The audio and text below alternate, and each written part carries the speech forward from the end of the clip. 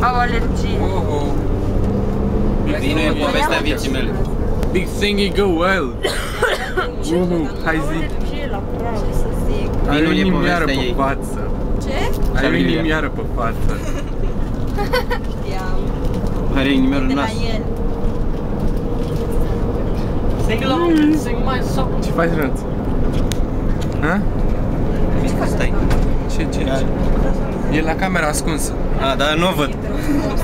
Yes. What do you say about this? Nothing. I'm very happy. Oh, da, ne distrăm. Ia, zice și voi ceva. Ca să mă face. Ceva. De ce zici? Abia aștept să ajungem în vlamă. Yes. Bravo. Ia, și eu vin. Ia, Vreau și eu vin. Ia, filmează și tu, ia. Stai să beau. Bravo. Ei. Ce mă? Bravo. Au alergie. Curve?